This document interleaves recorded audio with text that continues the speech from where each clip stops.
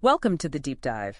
We're exploring insights from Horse and Chariot, which it's this great source blending old Christian wisdom with some very practical stuff for, today.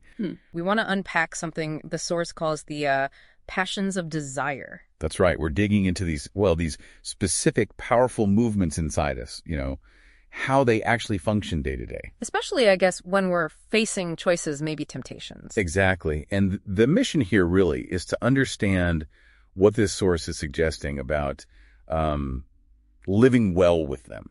Not fighting them necessarily, but living well. Okay. And the source, it points to 6 core passions here: love, hatred, desire, aversion, joy, and sadness. It makes a pretty interesting point right off the bat, actually. Oh, yeah. That the love and hatred it mentions aren't quite like, loving good people or hating bad ones. It's more basic, like a fundamental pull towards something or push away. Right, like an attraction or repulsion.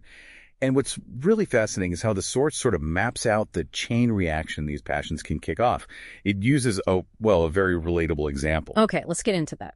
Think about having a really draining week. You're exhausted. Then your friends suggest going out. Okay, I can picture that.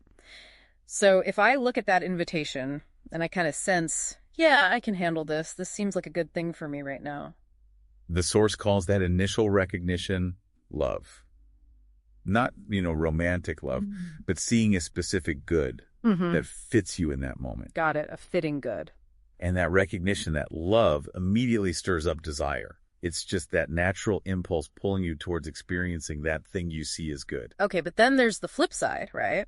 Yeah. What if I look at that same invitation, same friends, but I feel like, this particular night out, given how I feel, maybe this could lead somewhere bad. Like overdoing it or losing control, maybe. Yeah, something like that. The source identifies that feeling, that sense of the situation being potentially harmful or just wrong for you then as hatred. Again, not hating your friends. No, hating the situation is potentially bad for me. Exactly. And just like love stirred desire to move towards it. That hatred stirs aversion, makes you want to back away. Precisely. It's the natural push away, moving you to say, nah, not tonight. So you see the pattern. Good fitting leads to love and desire, moving towards. Bad and fitting leads to hatred and aversion, moving away. Okay, that's clear. So let's follow the good path. I go out, I manage it well, stay balanced, and it feels right. The source says the result is joy. Joy. Yeah, that feels pretty intuitive, right? It does.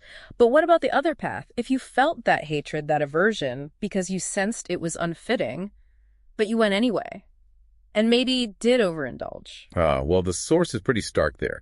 It says the outcome is sadness.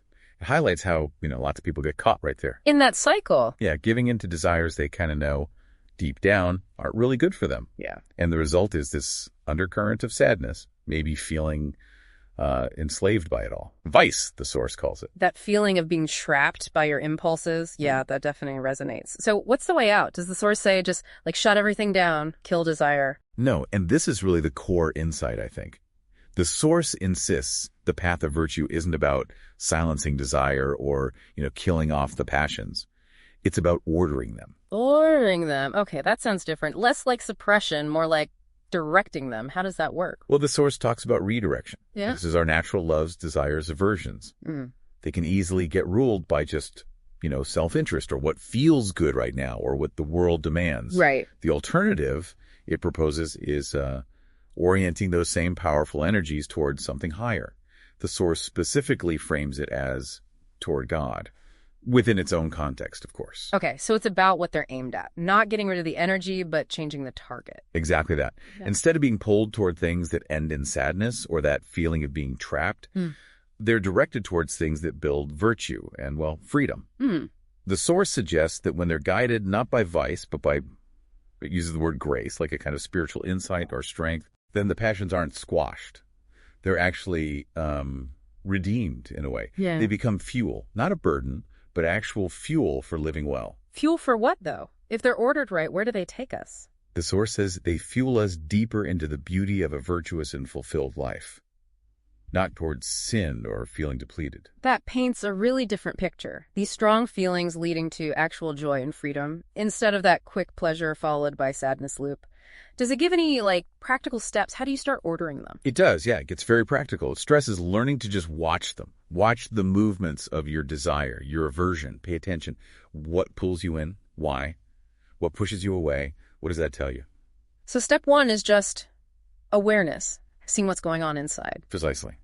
And then with that awareness, the advice is basically deliberately choose what's genuinely good and fitting, even if it's harder. Practice temperance, clear thinking, when those passions rise up, because they will learn to let your will, guided by wisdom and, yes, illuminated by grace in the source's view, steer them well. It suggests that by desiring the higher good, fearing its loss, finding joy in things that lead to it, you can find great peace.